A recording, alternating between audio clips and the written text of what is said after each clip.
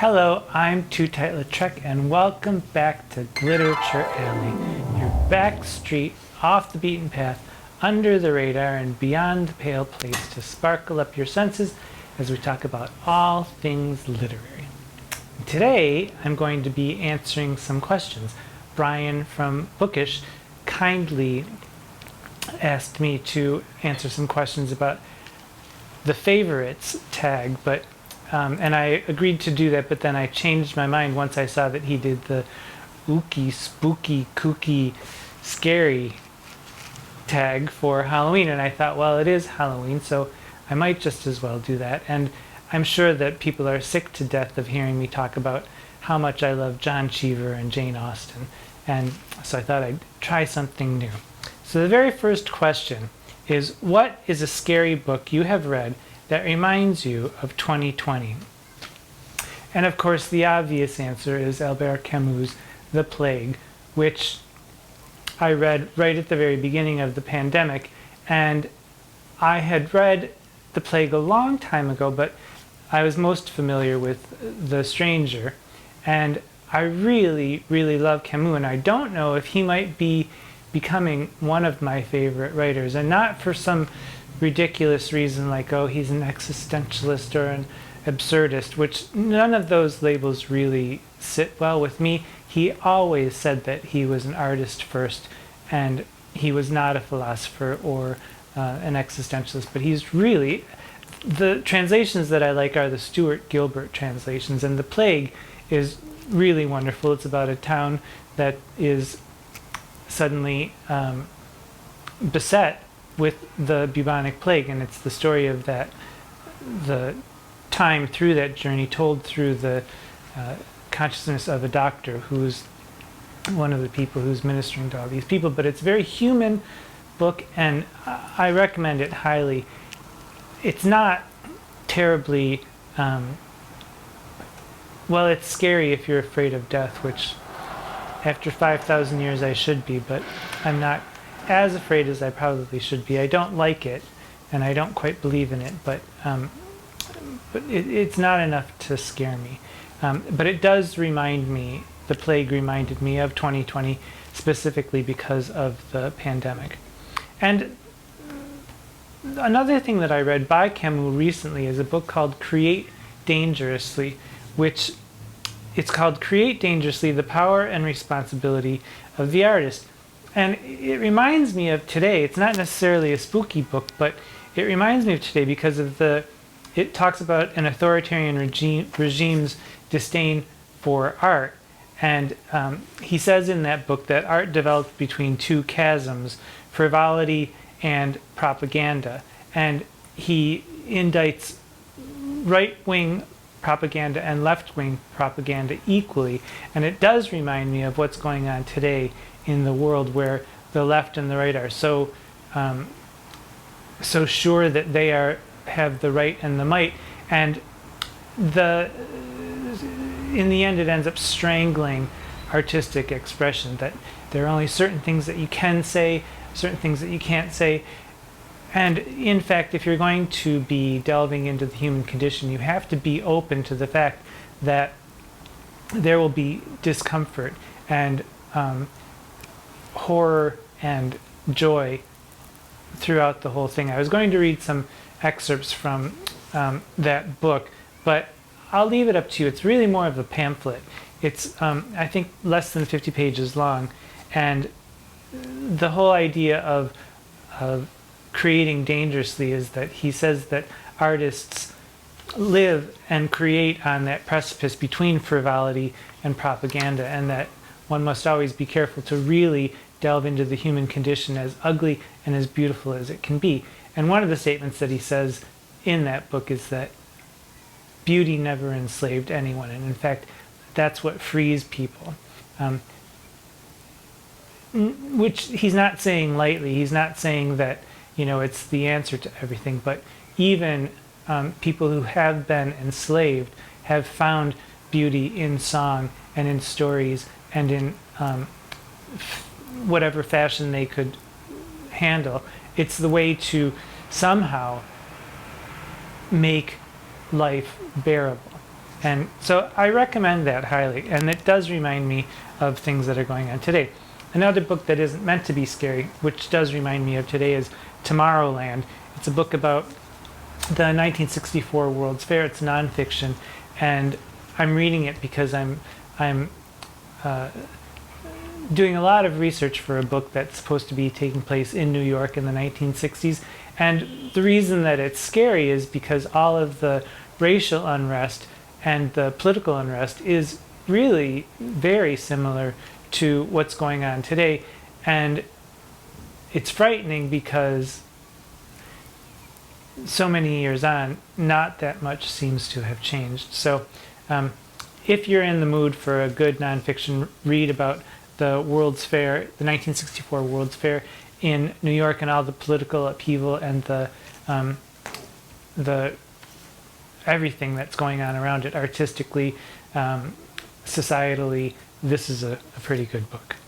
So that's, then the last one that I've read is also part of my research that I'm doing for my book, which is a book called The Westies, which talks about the Irish gangs in Hell's Kitchen, where I live, in the 1950s and 60s and 70s. And it's horrifying because it's just brutal. The murders that they committed, the crimes that they committed were just horrifying. And it's interesting to read, though, because I live in that neighborhood and I can walk down the street and see some of the things that are still there. So if you're up for some true crime, and you're interested in the Irish gangs in the 1950s and 60s in New York, I would recommend The Westies. So those are the scariest things that I've read in 2020. What is a scary book? This is the second question. What is a scary book you will commit to read in 2021? And the answer to that is none. I don't like scary books. I'm pretty easily frightened, and I don't like horror films. I'm the person who watched the movie Carrie and turned it off after she danced with the handsome boy at homecoming, because that's where I wanted it to end.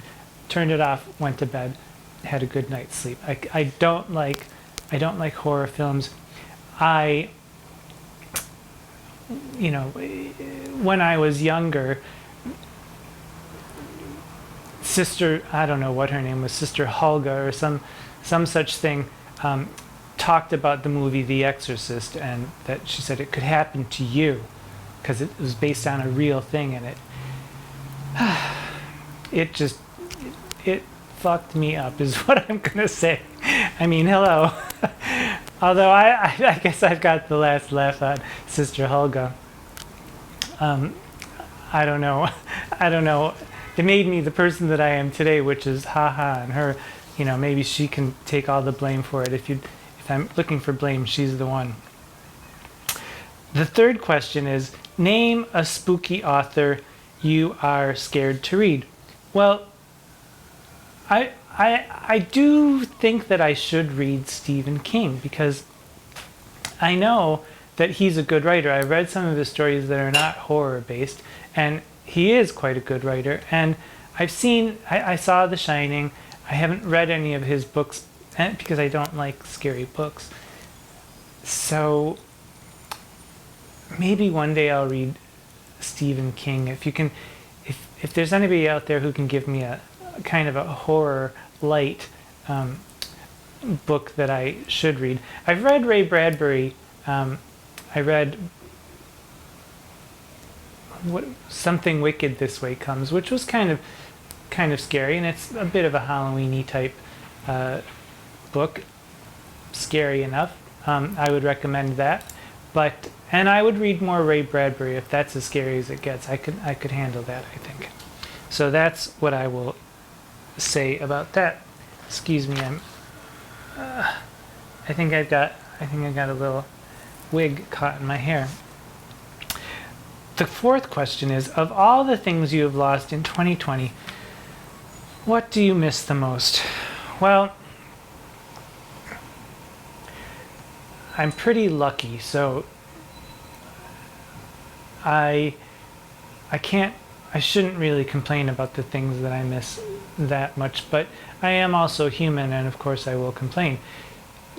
I do miss the gym, oddly enough, and I miss going to cafes to write in the morning. I miss my writing schedule is what I really miss. I used to get up, go to the cafe, write for 3 or 4 hours, go to the gym, come home, take a nap, get up and maybe study some Shakespeare sonnets and maybe prepare a video script, and then get on with the rest of my day. But that's been turned topsy-turvy, and I'm making do, as we all must, and I am quite lucky. My sugar daddy, Joseph O'Malley, has not lost his job. He works at a hospital, and we have enough to buy me a little glitter here and there. And I'm well, and Sergio as well, so fingers crossed. I'll try not to complain too much. The fifth question is, how do you plan to forge ahead in 2021? Well, I have begun again to write my Shaky Sonnet show lessons for looking at every single one of Shakespeare's sonnets, and I do hope to get that up and running by around January, I suppose, January or February. I've filmed a few of those episodes already. I'd like to finish the novel that I'm writing right now, which takes place in 1960s New York, about gay jewel thieves and the mafia, gay mafia. And then also I'd like to find an agent for another book that I've written, which is called The Rise and Fall of Boy Mahone, which is about a gay male bipolar sculptor who's born on a sheep farm in 1980 and dies in Manhattan in 2007. And it's a fictional oral biography, and I've been having quite a hard time. I just got a rejection today, a very nice rejection from an agent, and so I'm going to continue with that quest too. So if any of you out there know an agent or know of how I can get in touch with one, I'm also wondering if I should maybe read some of my rejection letters to you, because I've had some really quite nice rejections for this particular novel from some well-known agents. I don't know if I should identify the agents if I do talk about it, but if you're interested in that,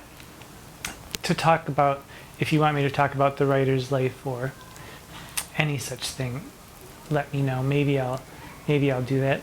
Maybe one day I'll interview Joe O'Malley himself, but I don't know how I would work that. So, talk about scary. That'd frighten your pants off, I'm sure. So, that wraps up the scary, spooky, ooky, kooky tag. And if you'd like to do this, I'd like to hear from you, even if it's not Halloween, even if it's just for Thanksgiving or Christmas. Until we meet again, remember the world. Even though we're in a pandemic, even though things are bad for a lot of people, the world is still a wonderful place. Beauty is all around, and all you have to do is find it by paying attention. Until we meet again, I'm Tootight Lautrec.